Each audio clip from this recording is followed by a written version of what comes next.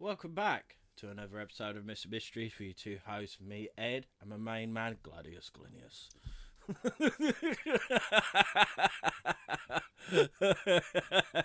I had two voices, it was there.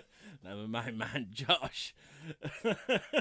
As you see, we've just got back from a little getaway, shall we say. Yeah. Us and the boys. Like, we didn't film nothing or nothing like that. It was just get away from a little break, wasn't it? a break. Yeah, we could actually enjoy being Ed and Josh. Yeah. We're glad he was going this. Right. And not Mr. Mysteries, but like how we start every episode. Josh, how you been, mate? That's fine until you said that. nah, really good, mate. It was just, like you said, it was just nice little getaway break sort of thing. Yeah. We needed it because, well, we've been consistent for once. Like, Yeah. we're being consistent now. Like, Yeah. What the fuck? But like, yeah, we've been like really fucking going mad with everything. Like it was just nice to have a bit of a break. Yeah, exactly. Especially with the mayhem that's about on shoot. With the likes of the Paranormal Hunt, interviews, everything. It's all about a hitter. So a little break just beforehand was ideal, sort of thing. Yeah. Which is going to be this week, this Friday, where we're actually conducting the ghost hunt. Thank you to Dark Realms. If this is your first episode, please give them a look on Facebook. They're a shop if you like anything like skulls, because I like skulls, or anything like that, like rock bands or anything witchy or paranormal, or you know what I mean, that kind of realm. Dark Realms is the place to go. I'm fucking talking in mystic today, boy. How is it I talk better on your episodes than I do on mine? Yeah, that is a point, actually. Yeah. Oh, I don't know. Fuck knows. Conspiracy. That is, yeah. We'll talk about that on some future fucking thing. But yeah, so if you're new here, welcome. If you listened to us before, thank you ever so much. Mm-hmm. We appreciate it. You actually like hearing our fucking voices, or what do you make of that? But yeah, so if you heard last week, was the Banshee episode, as well as our interview with Austin Alvarez from Bizarre Junkies, which again I just got to say a massive thank you to him. Yeah, and he's been helping us behind the scenes. He's given us a contact to talk to, which we are in the process of doing. Mm-hmm. So yeah, please give him a look in, because his content is unbelievable. Like, I think one of the best ones is a crime scene cleaner. Yeah, which I'm halfway through. Yeah, and it's mate. If you're somehow listening to this, fair fucking play. How you do that shit, I don't know. Nah. Because I would be like that.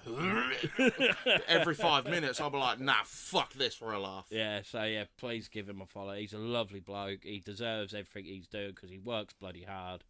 And he's just a sound bloke, and he's gave us a bit of confidence, I'd say, massively.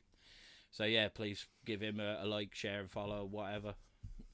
Check him out. Mm-hmm. But yeah, as we spoke on the Banshees episode, this episode is going to be on Harold Shipman, which he was also known as Dr. Death. And if you don't know, my man here is going to tell you all about him, or what he could find. Yeah, what we'll say right from the offcut is there's ain't going to be as long as some of the other serial killer episodes, because there isn't really much to go on, because it happened over such a long period of time. And he kept it so under wraps. Yeah. It's quite difficult to find anything personal about the actual killing spree, so to speak. Well, yeah, because you got to think in the room would have been just him and them. Yeah, exactly.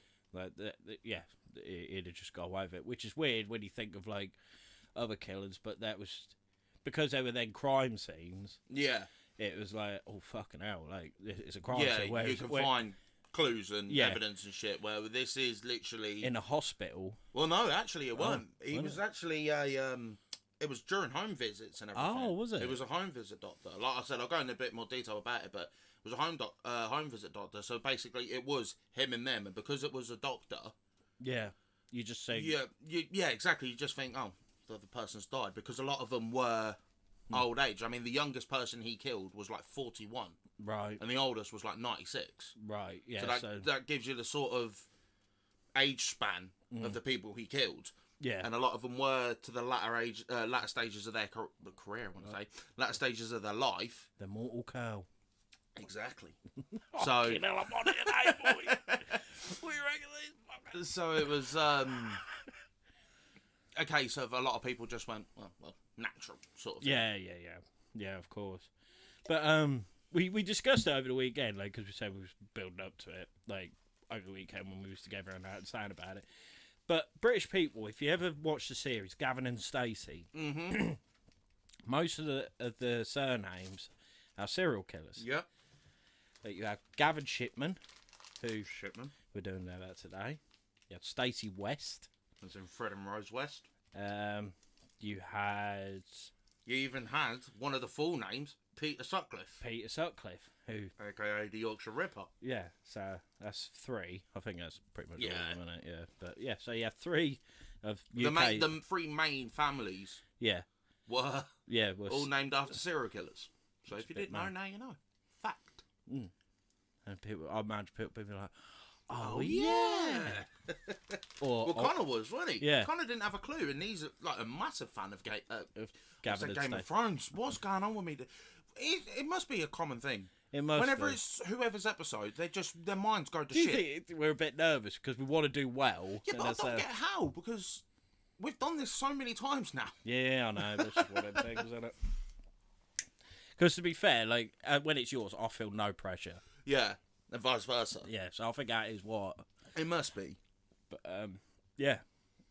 So, but as I was saying, yeah, Connor's a massive fan of Gavin and Stacey, and even he didn't pick up on it. It was like, yeah, West, Shipman, Sutcliffe. Yeah, that's a bit mad. And not only 3 serial killers in the UK, the 3 biggest serial killers, other than Nilsson. Yeah, they are the 3 biggest in the UK. Definitely the 3 biggest in England. Yeah, massively. But, so, grab yourself a drink, some grub, sit down, fucking listen. Yeah. Now, before I start, one last thing. Apologies if you can still hear the static on the microphone. I think it is just a case of they're starting to go. Nah, not happening, mate. Old Bessers, they've been here from the start. Bessers. But the one thing we've been saying is that the next thing is microphones. Yeah. I think the microphones themselves are saying, yes, put me out of my fucking misery, please. It's okay. They can't worry. Like, see, I'm whispering and you can still hear me. So, you know what I mean? All right, watch this. That's just you, mate. You're just full of static. I am Electron. But yeah, enjoy it. Josh. Yes, my son. Or better known as Gladius Glunius. Thank you very much for watching. I will see you on the next one. Father to a murdered son. Oh, here we go. This is all I've had all weekend. Husband to a murdered wife. I'll have my revenge. Dickhead, bro. I could use the other name. Joshy Jojo.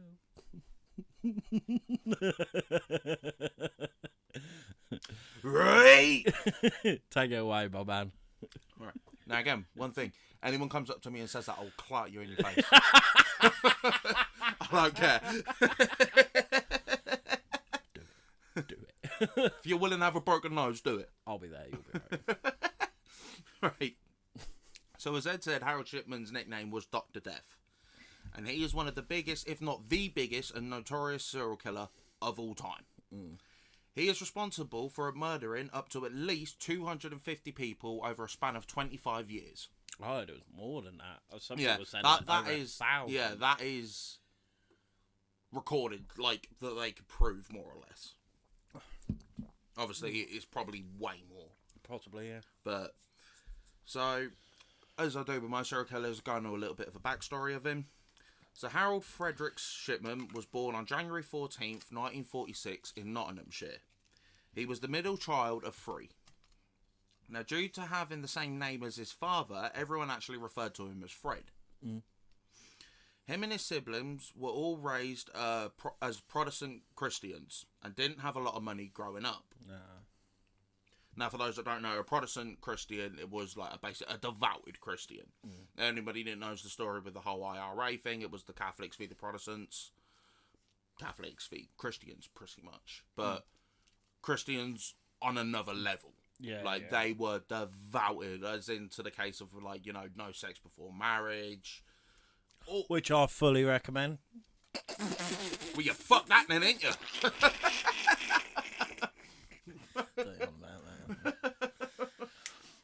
Oh, boy. Get up, me chavvy. So, as I said as well, they didn't have a lot of money growing up.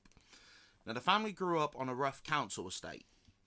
Now, although his mother, Vera, adored all of her children, Harold was obviously her favourite. Now, the kids were taught that they should thrive at school and get a great job to get out of the estate. And when I say thrive at school, I mean, like, you know, put in the effort, yeah, ace your test, go to uni, the works, basically. Be the model child, basically. The perfect child. Yeah, he fucking done that, didn't he what? fucking did. Fucking done that, what? I was good at that, wasn't I? Now, even though all the kids done well at school, Harold was the one that just excelled to the point where he actually earned himself a role in a high-end private school. Now, you think during, like, high-end private schools, it's normally you pay a big buck to go there. He actually was enrolled for free. Oh, wow. He was that intelligent, basically. He was a clever boy. He was a clever boy. Now, growing up in a posh private school, Harold began to behave like all the other pupils and even started to talk like them, which predominantly got worse and worse over time, which eventually turned into him growing up as a pompous prick. That's the only way I could describe it. Even to the point where he'd go back to he'd go back to his estate, and it'd be a case of he'd look at all of his neighbours and everything and almost look down at them. Yeah. Which is ironic, seeing you grew up on a council estate. Yeah. So it's like, you know, remember where you came from, you knob jockey. Remember your roots. Exactly. It's a good song by Zach Brown Band, I must say. What, remember your roots? No, it's just roots. Big up roots. Big up Zach Brown. I don't know, you should say that, roots. Because isn't that film about slavery? Like that series about slavery? Isn't that called Roots? Never heard of it? Nope. That's Kunta Kinte in that. Is it? Yeah. See? Who says we don't teach you information? Exactly. It's fucking brutal. Yeah, I bet. I watched it in history and I was like, oh, Jesus. As I said, he grew up, basically, he didn't want to speak or even acknowledge anyone that he deemed as lower class, which was pretty much everyone. Yeah. This led to him basically losing friends and becoming more or less a loner, which led to him doing nothing basically but studying. Right. Now, although he spent a lot of his time studying, he was also actually an extremely good rugby player, with many people saying he was a completely different person off the pitch. Like, for argument's sake, off the pitch, he was calm, he was well spoken, polite, and everything. On the pitch, on the pitch, he was basically like a white Tuolagi. Do you know what I mean? Just a fucking animal. Yeah. If you know rugby and you know the Tuolagi family, you know exactly what I'm on about. Manu Tuolagi is just beast. Just an animalistic family. But even the size of them, you're like, nah, this ain't it, chief. I'm good. Now, growing up, the one constant... Oh, yeah, sorry. To do with his rugby career, he actually got that good that he played for the university team and everything, and ended up actually playing for the Nottingham Rugby Club. Oh, yeah. So, he could have easily been a world-class rugby player. Yeah. But he took a different route. Now, growing up, the one constant that he did have in his life was his mother, with the pair basically being inseparable, and him being absolutely desperate to make her proud and was absolutely terrified of letting her down. Well, when Shipman was 17 years old, his mum, Vera, was bedbound after being diagnosed with a severe and aggressive form of lung cancer, which led to Shipman actually being her carer until she passed away in 1963. Now, behind closed doors, this absolutely broke Shipman, because obviously he's lost his best friend and everything like that. Yeah, he lost his world. But to the outside world, he seemed to be handling it perfect. It almost like he wasn't even mourning. in the state. He was sad and gutted that his mum died, but he was like, you didn't have to worry about him or keep checking him and all that kind of thing. Well, his mother's passing is where his aspiration to become a doctor originated from. And that was because during his mother's treatment of cancer, he was constantly looking at all her files, records, all that, because he wanted to be as knowledgeable as he possibly could on the situation. So he'd be reading books about all different forms of cancer, all different forms of treatment, the works, basically. So that way... So you could try to find a cure for his mum. Yeah, in a roundabout sort of way. Right, yeah, which you can't blame him. That's fair. That's very, very fair. I'd have done the same. Mm-hmm. Now, during the same time, Shipman decided to become a doctor. During the same time Shipman decided to become a doctor, there was actually a shortage of doctors in the UK. This meant universities were accepting people into the medicine studies who didn't meet all of the common requirements needed. So, if you needed, 3 A's or something, I think it was something like that, you needed, 3 A's. Shipman had a C, a B, and a D. And they still accepted him because they just needed doctors. I thought you said he was, an ideal pupil, he excelled. Yeah, he did, but he obviously didn't excel enough. He obviously didn't get the right test, but, Fucking loser. Yeah, dickhead. Well, at night... Well, you can say what we want. Look at what he done. Yeah, true, yeah. He's a fucking prick. Well, at the age of 19, Shipman enrolled into Leeds University of Medicine. And this is where he met 16-year-old Primrose May Oxtoby. The pair ended up in a relationship with Primrose's parents thinking that they found the perfect son-in-law, which is very similar to Peter Sutcliffe. We all know how that turned out, didn't we? He was a lovely boy. What? Well, not long after they got together, Primrose actually fell pregnant, which began issues between the families, with both of them being devout Christian Protestants. Oh, yeah. And like I said earlier, they didn't believe in things like sex before marriage and all that. So imagine him just being like, wow, the fuck did that happen then? Sweating. Yeah. Who done that, mate? Harold's father even turned around to him and said that he's glad Harold's mother is not alive to see this because she would be massively disappointed in him. Oh, yeah, that's it. Just send him on a fucking spiral. This crushed Harold because obviously he's doing all of this because he wants to make his mother proud, and then his dad's just gone, nah, she would have fucking hated you. He's just going... This led to Harold and Primrose getting married and giving birth to their daughter Sarah. Shotgun wedding. Oh, right. I thought you meant you killed a kid with a shotgun. I was like, Jesus Christ, mate. With the three of them settling into a comfortable life. They even went on to have 3 sons named Christopher, Sam and David. Now, during this whole time, however, Harold actually was hiding the fact that he had a drug addiction. All right. And this started from his young days as an athlete when he was first using a deep heat type of substance, which later on he actually decided to start inhaling the fumes that were giving him a high. So he's a glue sniffer. Yeah, it started that way. And when he started his uni course, one of the first things he was taught was how to safely give an injection.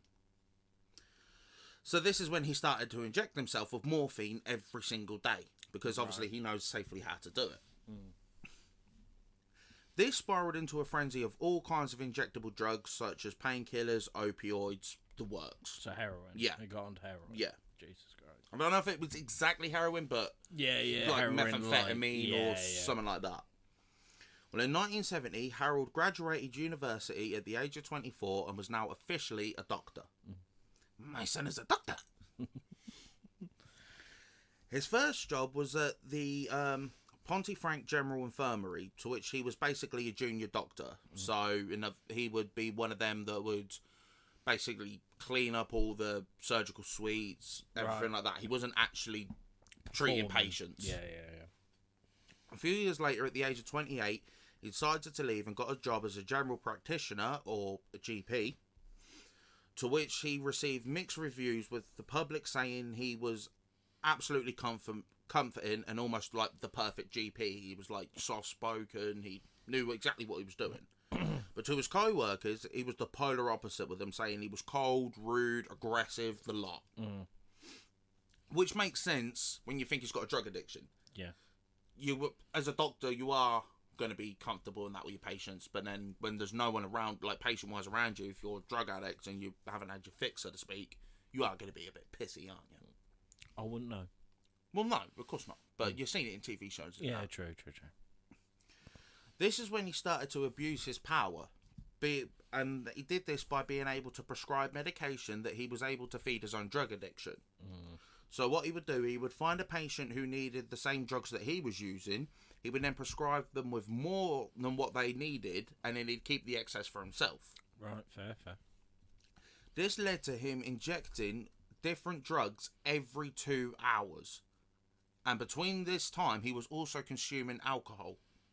So meaning patients were looking at him as the perfect GP, and the whole time he was constantly drunk and high. How the fuck? He must have been like unreal as a doctor to be like, okay, so we're gonna start off with this, and then if you get any side effects or anything, do you know what I mean? Okay, lovely, have a new day. Get us a bottle of vodka and a heroin needle, you cunt. Do you know what I mean? It's like, how the fuck do you do that? What? Jesus Christ.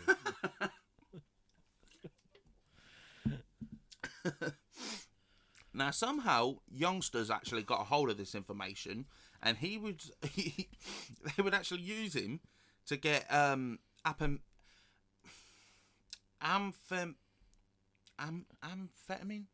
is that word? You said that literally like 30 yeah, I know, ago. and now I'm having a stroke, alright? Yeah, the kids would actually use him to get amphetamine and things like that, which means he was also a drug dealer, pretty much. Drug addict, alcoholic, drug dealer. Fucking hell. But the perfect GP. But a fucking great GP. Well, eventually he was caught doing this and was charged with drug abuse charge and forgery, and he was fined £600, which in today's world would be around 5,000. Oh. Now, even though he had to go to rehab and do you know what I mean, get clean and everything, he somehow was able to keep his fucking job. How? There was a shortage. Yeah, but I'd rather have a shortage than a fucking drugged up pisshead yeah, but treating all the patients. public said he was a perfect GP. So they must have excelled. That must have helped him massively on his. Yeah, true. They'd have been like, yeah, he might have been fucking high and pissed up, but he was good. He sorted me out, alright? Yeah. Well, after his rehab course, things obviously was not the same anymore. So he decided to leave his job and get a new one in a specific field at a medical centre in Manchester. Well, a few months into the job, the same thing emerged, with patients loving him and staff hating him. Now, due to the specific part of Manchester being predominantly an elderly populated area, he saw this as an opportunity. He came up with the idea of doing home visits to the elderly. That way, you know, it looked good to the doctor's eyes, because it's like, they're old, so you really want them tracing up and down here all the time, where I can just go and to their home and everything like that. But in reality, he could use it to prescribe himself extra medication without being caught, because obviously there's no one else around him. So this basically led to him getting back on the drugs. Yeah, true. Well, on November 6th, 1989, at the age of 43, he received a phone call from a nurse who he shared a patient with, called Joseph Wilcoxon. Now, Shipman was supposed to visit this Joseph that morning during a home visit. However, when the nurse arrived to Joseph's house, they found him dead in a chair, still warm, meaning that he'd not long died. To which Shipman constantly kept saying that he hadn't seen Joseph for a few weeks. This confused all the hospital staff and everything, because they're like, no, I swear you were supposed to see him. They were checking the records and everything, and it was like, oh, it's not on there. No, he must be telling the truth. But they were like almost adamant he was supposed to have gone and seen this guy that morning. Yeah. Now, Shipman actually ruled Joseph's death as old age, which everyone just accepted, because he was an old boy. This is when Shipman Shipman then decided to leave this job, and he blamed it on the new computer system, saying that he just couldn't figure it out and everything, where everyone else in the hospital was saying it's a piece of piss to learn. This is when he decided to open up his own doctor business, to which he found a loophole in his existing contract, meaning that he could take all of his existing clients from his old job to his new business. Right. And this is where the first red flag come up, because the computer system he used is the exact same one that he said that he couldn't use in the last job, and that's why he left. But again, no one really thought too much of it. No. I thought, oh, well, he's seen that he can make a business and he's got used to it. Yeah. Fair play. Well, this helped his business begin to boom, and his patient list just constantly kept growing and growing and growing. Well, on November 24th, 1997, Shipman made one of his home visits to a patient called Marie Quinn. Now, when he entered the house, he found her dead. He didn't attempt to resuscitate her or anything like that, and just ruled her death down as a stroke. Now, the confusing thing with this was he went to the house, saw her body, called up the hospital and said, yes, she's dead, went out of the house, locked the door, and just carried on his day. Where you think, obviously, because he's in his own business and like he's only got a certain amount of patients, he'd sort of get to know him a bit. Yeah. So you'd think in any other situation like that, you'd think, fucking hell, do you know what I mean? Like, Marie's dead. Yeah, where he's quite cold about it. Yeah, pretty much. It's one of them, though, like, you say that, but at the same time, like, he is a professional. He knows that it's the inevitable. Yeah, of course. So it's a bit of a grey area, I'd say that. Well, this continued for a further year, and in March 1998, funeral directors and nurses began to point out that a lot of the bodies that were coming in recently were a lot of his patients. So this is where they started to twig, maybe this is Shipman. Yeah, this is, foul play. Yeah. Well, not long afterwards, it was soon discovered that his death rate was 10 times higher than any other doctor. Fucking hell. So, again, you're like, bit odd. Yeah. And on top of this, the majority of the victims seem to die in the exact same position, pretty much like a drug addict overdose. This is when stories and rumours began to spread, with the UK major newspaper The Guardian even writing that the police investigation in '98 was a complete shambles. They stated that the police didn't check the inconsistencies of his medical notes with the deaths of his patients, despite many members of the public claiming that something isn't right. The Guardian also wrote that the police didn't even carry out the most basic parts of the investigation, whether or not Shipman had a criminal record or something like that. Yeah. Which, if they did check, they would have seen that he'd gone to rehab for a drug abuse problem. Also in 1998, a former Manchester mayoress called Kathleen Grundy, who mysteriously died in Shipman's care. Grundy? Yeah. She related to Solomon Grundy, because he was born on a Monday. Where's that from? That rings a bell. It's a nursery rhyme. That's where I know it from. And he's also a villain in Batman. Yes, that's what I'm thinking. Yeah. Solomon Grundy, born on a Monday, married on a Wednesday, died on a Sunday. Solomon Grundy. Now, it also stated in her will that she had left a lump sum of to Harold Shipman. Oh, yeah.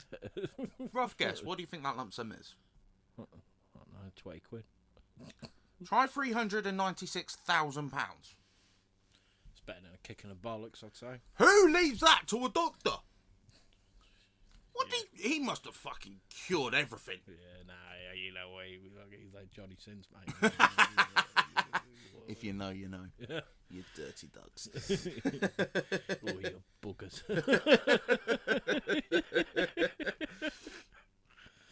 Now, her daughter and solicitor, Andrea, however, was not convinced and ordered that her mother's body be exhumed and re-examined, to which they found traces of heroin in her system, to which Shipman told the police that Kathleen was actually a drug addict. However, the police managed to discover that Shipman had written this as the cause of death long after she was dead. Found, like her body was found. Right. Where you think normally with doctors, they stamp the time of death and like cause of death as soon as they know, kind of thing. Yeah. Well, on 7th September 1998, Harold Shipman was arrested for the murder of Kathleen Grundy. Upon searching his house, they found a Brother typewriter, which is commonly used to forge documents. Mm-hmm. And after his arrest, the police began to look at other patient deaths who were under his care. Mm. This led to the discovery of the pattern that other patients had all died of heroin or morphine overdoses. Right. And that Shipman, and after the death, Shipman actually signed the death certificates and falsified the records to make it look like the patients were in poor health conditions. Mm.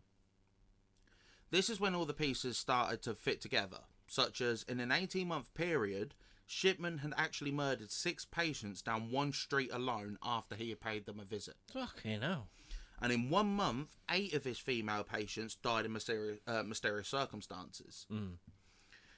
Now, his whole time through court, he constantly protested his innocence, even though the courts deemed that all of this started from his obsession with making his mother proud of his superiority. Yeah. Well, on January 31st, 2000, Harold Shipman was found guilty with the counts of 15 murders and sentenced to life in prison. Mm. This is when the general public started to wonder if their family members, who was also under Shipman's care, had been murdered over time. Well, over a 24-year period, Shipman had taken care of... over a 24-year period that Shipman had been taking care of people, 500 of those had died. Gee. Now, obviously they couldn't prove all 500, but the report concluded that even though his prison sentence only charged him with 15 murders, the true number will never, ever be discovered. No, only he knows that. Yeah. With professionals believing that he is responsible for at least 218 to 215 murders. This makes him the biggest serial killer of all time with the most murders around the globe. Like recorded. Of a singular person. Yeah, right. recorded. Like, obviously, you think things like drug cartels and that probably got way more. I was thinking more of the Holocaust. Mate. Oh, yeah, exactly, things like that. But singular man... One-man band, like... Yeah. Yeah. That makes him the serial killer with the most murders. Fucking hell. Well, on January 13th, 2004, at age 57, Harold Shipman was found dead in his cell at HMP Wakefield after he had hanged himself with his bedsheets. Mm. He'd left no note or anything like that. But during this whole time period, he is protesting his innocence. Yeah, so I think he knew, like, yeah, it's not going to happen. Yeah. He found an easy way out. Yeah, exactly. Fucking bitch. So, don't get me wrong, I'm not going down a Jeremy Bamber route saying, did he do it? Because, yeah, he fucking did it. Mate. He did it, 100%. But, with the whole protesting his innocence, did he really think he would get away with it? Or, do you know what I mean? And the thing is, with this one as well, it's a case of, I know the judges are saying, oh, it's because he wanted to make his mother proud of his superiority and everything. But what was the true reason? Why did he do it? Like, no one has a fucking clue other than him. And you're never going to get out of him there because he's dead. Yeah. So this is why it was a difficult thing to find information on. It must have been just like a rush or something, because, you know, like being like a drug addict himself. Yeah. He's after that buzz. Because I suppose, when I first was looking this up, it's like, when it come to the whole drug addict thing, I thought, well, maybe it was a case if he was off his nut, he didn't realise how much he was doing it, but then it's like, you don't do that 250 fucking times. No. I think he like, probably got you a know, buzz. and especially even if you're drunk and drugged off your head, and people are still saying you're one of the best doctors they've ever had, you know what you're fucking doing. Yeah. I'll just say, it just seems like, first couple of times he probably was a mistake. He might have been off his fucking tits. Yeah. And was like, ugh. But then he might have, it gave him that look of rush. Yeah. And you can't really say it's a mistake when you have things like typewriters and that and forging. Yeah. Was it a money thing? Yeah. Maybe they'd all left money to him in his will or something like that. Maybe, yeah. But they'd be able to see that, surely, in will records and stuff like that. Yeah. But like, maybe it was something like a 20 quid thing here, but then that Kathleen Grundy, who left him £396,000, well, supposedly, but it was obvious he forged it. Do you know what I mean? It's like, what the fuck is... Yeah, no, that's a bit of a weird... No, what, like, that's the only thing I can see. Like, he got a bit of a rush doing it. You know what I mean? Like, he's getting that thrill like you would if you was taking, like, some sort of drug. I don't know, personally, but... And maybe... Just kept going. Because, I mean, the typical thing with a lot of drug addicts, They start off on the little things and then it don't work as much. Maybe the morphine and the heroin wore off for him. Do you know what I mean? That he wasn't getting that rush. So it was like, maybe if I kill people, that's the next biggest rush I'm going to get, sort of thing. Yeah. Or he was doing it, like, because he was over-prescribing them, and he thought it's just an easy way to get out. They've accidentally overdone it themselves. Yeah. You know what I mean? Yeah, at the same time, if you've prescribed, let's say, fragments, because he ain't going to take, he'll take a lot of the over-prescription, shall we say, but he ain't going to take all of it. And that little bit, what he left, yeah. might have been or enough. it could have been a case of, let's say they needed, like, 2 milligrams of something, right? And he's ordered 40 milligrams. He's took 20 milligram for himself and given them 20. He's overdosed them. He can then take the rest that they're no longer going to need. Maybe it was a case of that. Maybe. Feeding his drug addiction even higher, so to speak. Maybe. Let us know what you think. This, because, like I said, it was a real difficult one. Because you think, biggest serial killer known to man in the country and definitely worldwide, killing that many people, there'd be so much more on him. But the fact that this was over a 24-year period, and like you said, because it was in a doctor's environment, there was no evidence, there was no hints of it. No. If he didn't kill Kathleen Grundy, he would have got away with it. It was only the fact that her daughter, who was also a solicitor, was like, bit sus, mate. There's no way in hell she'd leave you 398,000 fucking quid. Yeah, and she has never been known as a fucking drug addict. Exactly. Yeah, it's a bit of a weird one. Massive weird one. Yeah. Fucking hell.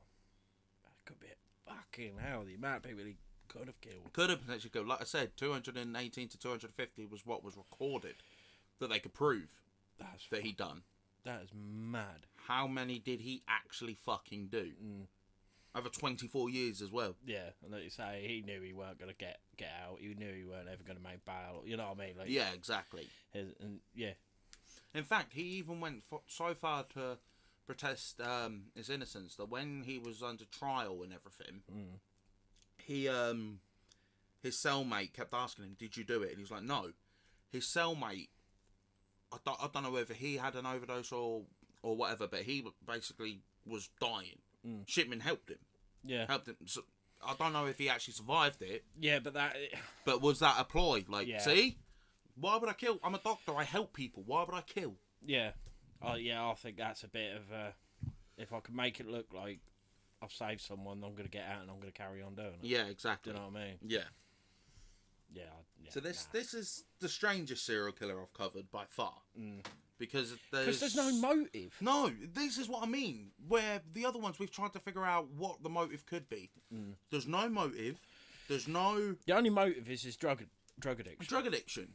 But, like, there's no, like... He didn't have, like, a really bad upbringing. No. Or nothing like that. The only thing what could make him snap is his dad saying that your mum wouldn't be proud. But fuck me, that ain't gonna make you start killing that many people. How's that gonna make your mum proud? A devout Christian. How is murder gonna make a devout Christian mother proud? Yeah. Or is he like, well, I'm disappointed now. Fuck it, it's got the whole way. I'll go the whole hog. Yeah. Do you know what I mean? Like, that don't make sense. It's fucking mad. I don't get it. No, this is a real strange one. Like I said, apologies, because like I did say, this is going to be a short episode, because there is next to nothing on him. Yeah. Which I think is the maddest thing. The biggest serial killer, at least in this country, and there's next to nothing on him. Nah. And you're never going to find any information because he's dead. It's just like, because like we always say, like they always have a motive in that, like a shitty upbringing. I mean, look at some of the ones we have covered. Like... Fred and Rose West and people like that. Yeah, who's getting like abused as kids and stuff like that, which could bring them onto that. Yeah, exactly. He had no. Or Ian Huntley having a bitch fit with his missus that it led to him killing them 2 girls. Yeah. Or who the fuck else have we covered? Mara Henley, that more murder. Yeah, Ian Brady and Henley. Their upbringers were fucked. There was nothing that could even, other than the drug addiction. There was nothing leading to him to try and do that. Yeah, or even people questioning why he did this. Yeah. The fact that so many, like when it first started, And he was like, oh yeah, died of old age or died of stroke or anything. Because he's a doctor, people aren't going to take that as, yeah, okay. People aren't going to question it. No. That's just what I mean. If he didn't kill that Kathleen Grundy, or he did it in a better way, he would have got away with this, 100%. Massively, yeah. That is crazy, crazy world. Yeah, no, I'm trying to fucking. You can't think of anything, can you? No. Because I know people say, yeah, but he was a drug addict, but how did that spur him on to murder? I don't get it, unless, like I said, it was a case of the morphine and the heroin wasn't giving him that high as much. Plus, as well, right, I know he's going to know exactly the correct dosage, but if he's dosing himself every 2 hours and drinking in between, how is his body not, like, deteriorating and fucking up and all that shit? His mind might have. Yeah. But you look at, like, common cases of, like, heroin addicts and that, and where you see them in, like, on TV shows or documentaries or whatever, they're fucked. Like, their bodies are actually breaking down on it, because let's say he had a bottle of beer. It's 24 hours in a day. He ate between it. He was juicing up every 2 hours. Juice. So that's what? Half the day. That's 12 hours. So he's drinking in between. So that's 12 hours of alcohol a day. He'd have things like liver cirrhosis. He'd have... His veins would be destroyed from, like, injections and everything. You'd know. Do you know what I mean? Looking at him. You'd know. You ain't doing too good, Chief. Yeah. Do you know what I mean? Like, you see it common with alcoholics and everything. Like, you can tell when somebody is an alcoholic or a serious drug abuser because their bodies just cannot hack it. No. Yeah. How the fuck did no one pick that up with this guy? He wouldn't have looked... Yeah. Because even if you could say, like, his patients, yeah, they was old and that, but his family would have known. Yeah, his co-workers would have known. Do you know what I mean? No one picked up anything like that. Yeah, because apart from saying, like, you had a wife of 3 boys, like, you haven't said anything else, so they must have still been living, like, a fairly normal Yeah, exactly. family This is what life. I mean. He would have come home like, oh, you're right, darling, how was work, sort of thing. Yeah. Yeah, not, like, walking in monged out of his fucking skull. Exactly. Like, yeah. So it's like, how the fuck... Like, this is actually mind-boggling how not only he got away with it, but how he was actually able to do it in himself. Because like I said, his body, his mind, he would have been destroyed. Yeah, massively. Because if this started right from the beginning, the whole drug and alcohol abuse, 24 fucking years of it, Of doing it, yeah. whilst murdering, and having the same mind to know, oh yeah, she died of a stroke, she died of this, he died of that. And people be like, yeah, alright. Not even looking at him going, he's a bit fucked. Did he do this accidentally? Yeah. Did he do this accidentally? It's like, how the fuck? Yeah, no, that was a massive puzzly one. Plus, as well, when he went to prison and everything, he wouldn't have been able to get holds of drugs and alcohol and shit. Because you know where you see it, like, with people that want to come off heroin and they give them, like, methamphetamine and shit. But you have to go to the doctor and give them a correct dosage and shit. Would the prisons have done that back then? Yeah. Would they? There'd have been like some sort of rehabilitation thing, because otherwise well, I don't know if it'd kill him, like, coming off.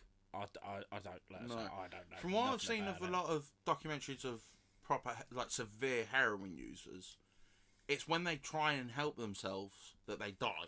Because their body's just got so used to taking it that when they come off it, even if they have got, like, a substitute, their body's just like, whoa, what the fuck is it? And they just shut down. Yeah. Because there was a woman on the Jeremy Kyle show, which, if you're not from the UK, is basically, if you're from the US, it is our version of the Jerry Springer show, just not as mad. R.I.P. Yeah, R.I.P. It is a UK version of that, just not as insane. Yeah, you didn't have, like, midgets flying out. No, Like it was literally people that needed help. Yeah. And there was a woman on that, and she'd been using heroin for 12 years. And they had a doctor come on, and she had, like, all blood clots, her veins were all shot up, everything. And Jeremy asked the doctor, who was like, is she going to die? And the doctor turned around and went, I'm surprised she's still alive. Yeah. Because how fucked she was. Fucking hell. And she was like, I want to change. And she did. She changed herself thoroughly. Clean and everything. A couple of years later, she died. Heart attack. Which is what I mean. Yeah. That's because your body's so used to taking this shit. Yeah. It's like, I hear people, because if you're watching us, you can see we're avid smokers. That people who have been smoking all their lives stop smoking, they have heart attacks and stuff like that. Shit like that. It's because their body becomes so immune to it. Was that a case with him, though? But again, this is where it kind of makes sense with the heroin side. His body got so used to it, but alcohol, it doesn't matter how dependent you are. Your body will not get used to that. I'll think that with heroin, though. I don't think you can get immune to it. Because it just fucks you, doesn't it? Like, you know what I mean? It is horrible. I hate heroin. I actually despise it. It's fucking disgusting. Yeah, no, that's why But even, let's just say, for argument's sake, you can get immune to it. Alcohol, you cannot. No. You see it at times, alcohol, because a lot of things with alcoholics. You do though, don't you? You get more tolerance. Yeah, but at the same time, you look at a lot of alcoholics, their stomachs bloat up, their legs swell up, they go yellow, with jaundice and all that sort of shit. You can, like I said, you can tell if someone's an alcoholic. Yeah. Because it either goes one or two ways. They either swell up, basically, or they just become like a stick insect. Fuck, I better start drinking. Then we'll find out. Yeah, but no one I look, we go the other way. Yeah, I know. We'll just be like, boom, boom, boom, boom, boom, boom. Hello. I can't breathe. Yeah, no. Fucked if I know. But yeah, no. I mean, the sadness of it is, I know I'm not saying poor Harold Shipman because he was a scumbag for killing this many people. Fucking hell, yeah. But the sad reality of it is, he was ill. Yeah. He was a drug addiction. It's a disease, isn't it? Yeah. He was ill. Yeah, I still don't think that's any. No, of course not. Of course not.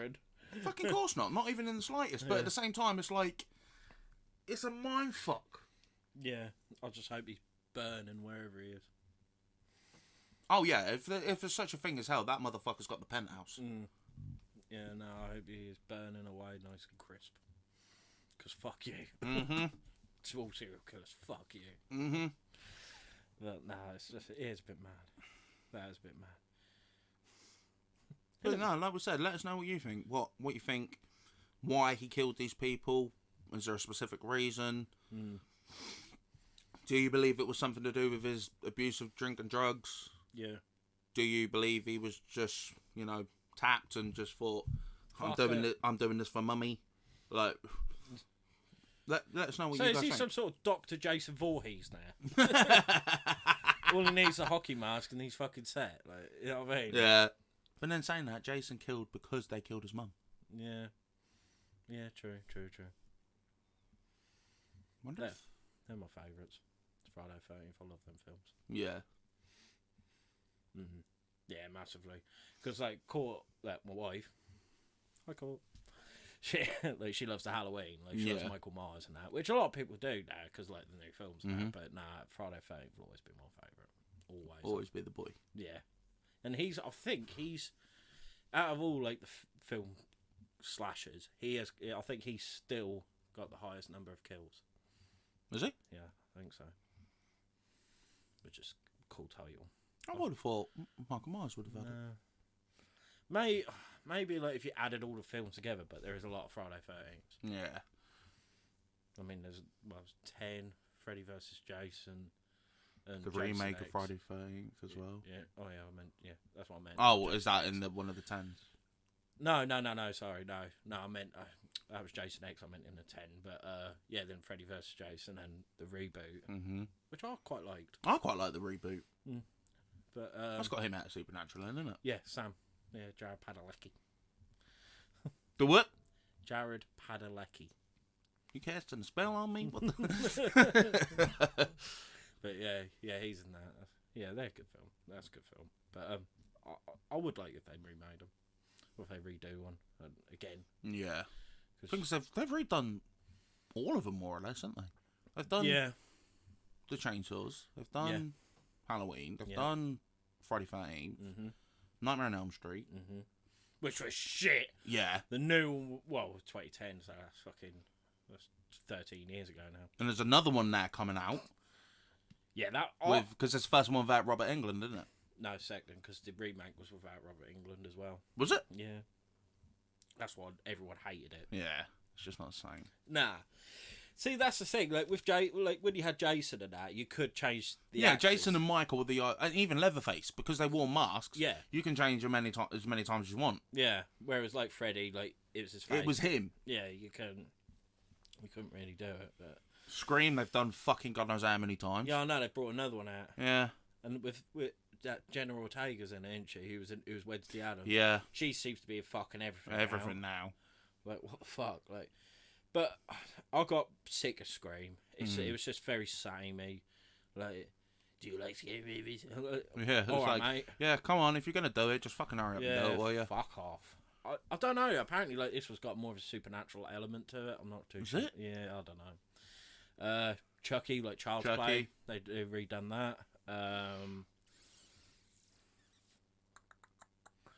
But yeah, no, you just can't be Friday things. It's just such a classic thing, isn't it? Yeah. You know what I mean? Just like campers. Who do you think was winning a fight out of them all if it was like a Royal Rumble? Jason, because he's dead.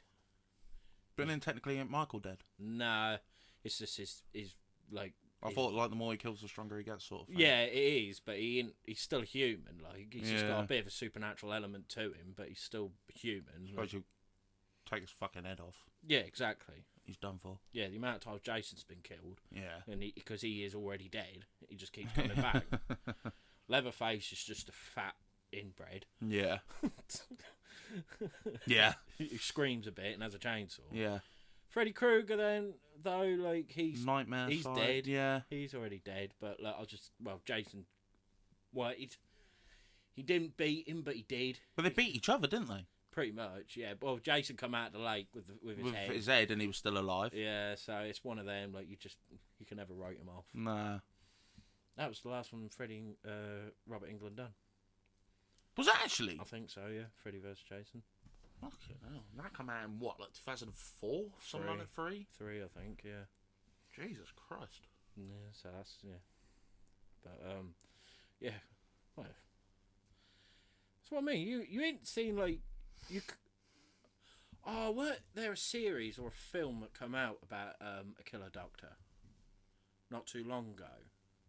The only one I can think of is Dexter. No, because he wasn't a doctor. He was a crime scene investigator. Like. So that's what I mean. No, there was one, and it had Eddie Redmayne. You know him who played Stephen Hawking. It had him, and I can't think what it's called. Please let us know. Like we'll have to have a look at we've finished. Mm-hmm.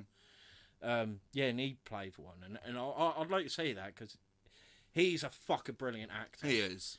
Because he would be like all talking that, but at the same time, you just look at his eyes, he's just dead. Yeah. Dead on the eyes, like, and how he portrayed it, it's just like that was freaky. Yeah. I was like, I don't know, I'm scared of him, and he's only like a little bloke, isn't he? But I'm like, I don't know about that. So yeah, but that'd be an interesting one. No, I think I'm about done, boy. Yeah. Yeah. What we got next week? Well, next week, we are going to be doing different UFO sightings and stuff like that around the UK. We haven't done anything to do with aliens this season. We haven't actually, no. So Decent. So I'm going to be doing something like that. It's getting very, very near the end for me. Yeah. Well, I've got one more topic. Right. Yeah. Cause and then obviously you've got the big one. Yeah, boy. Which is like the perfect finale. Yeah. It is the perfect finale, isn't it? Are we doing a season 2 finale? Fuck it, why not? Yeah. So start getting your questions in. Yeah. Where can they get their questions in, Ed? Right. See that. Good at that one. You were good at that one, boy. See, Gladius Glenius. He strikes again. You can follow us on Facebook, which is Myths and Mysteries in black and white. You can follow us on Instagram, which is Myths and Mysteries _ the actual little underline thing. Not the word underscore, because if you do that, you just fucking don't do it. You can email us at missingmysteries@outlook.com, and that could be sightings, that could be theories, that could be criticism, that could be praises, which we'd prefer, but that could be ideas for the podcast, anything at all, any moral thing, and the questions for our finale, which we will be doing. You can follow us on TikTok, which I've still Missing Mysteries 10. Which is Missing Mysteries 10. You can follow us on Twitter, which is... Hang on, 1 second. Like we say, the best way to find us is go through the Facebook, follow that. There'll be a link to all the socials on there. You can pick and choose what you want. Which is Myths Mysteries 1. Like all one word. And the number 1. Myths Mysteries 1. You can watch us, actually see us, what you say, on YouTube, which is Myths Mysteries. But like I say, it's always, like Joshua said, it's easier to find us on Facebook, and all the links are on there, so you go through that. You can listen to us at Josh. Podbean, Spotify, Amazon, Samsung, Podchaser, Player FM, and iHeartRadio. Yeah, Podbean's one, and all is the other one. If you actually go on the website that and go through us on there, that's got all the links. That's got all the links on there. That's like our website, pretty much. Yeah. But yeah, I think that's everything covered. Yeah. But no, like I say, this Friday we are doing an actual ghost hunt, which I'm buzzing for. Can't wait. Really can't wait. I hope shit happens, but not too mad shit. But yeah, so we've got that this Friday, which is mad. Yeah. That's come around so quick. We've got a few interviews lined up in the next few weeks. Yeah, as well. yeah. We've got some interviews lined up. We've got some other investigations, hopefully planning and everything. I mean, I just want to go in the woods. I just want to go in the woods. I want to find some beasts. I want to. Pigeon. Yeah. I'll try to find some monsters, so that'll be good. We won't fake it too much. Nah, we won't fake it for a start, but if it does start becoming dead, we'll just make entertainment. Fuck it. See, we got you covered. Yeah, we've got to try and make it as entertaining as possible. Yeah. As well as like trying to get our point across and get some make our theories relevant. Yeah, exactly. But yeah, like I say again, want to thank everyone. I mean, if you follow us on TikTok, you'd have seen both me and Josh. I mean, Josh did it first, and I thought, fuck it, I'm doing one and all. Like, thank you. Like, Josh, please explain like what you was looking at. What we was looking at, like I said, if you follow the TikTok or the Instagram, I think it's on as well, you'll know. And that is because Missing Mysteries. We need to put it on the Facebook. Yeah, as well. Missing Mysteries, that little podcast that's been going for over a year, has now reached 2,200 listeners. Like repeat listeners. Like, I was shocked at this. Which is fucking mental. Yeah, I know. It is actually mental. So, like we've said in the videos, massive thank you to every single one of you, whether you've listened to 1 episode, 10 episodes, or every episode. Yeah. You guys are honestly legends, and like I said, you spur us on to do massively more and more and more. Yeah, which hopefully now, like we've said, we've got all these different things lined up, and now that the weather's getting warmer and summer's around the corner, we can do a shit ton more. Yeah, boy. And like I say, like you are like you who are like listening, watching, or whatever. Oh, we didn't mention fucking Patreon. Yeah, because it's still under review. It's still under review, so don't worry about that just yet. Really? Yeah. Fuck me. Checked last night. Ugh. But yeah, listening, watching, or whatever.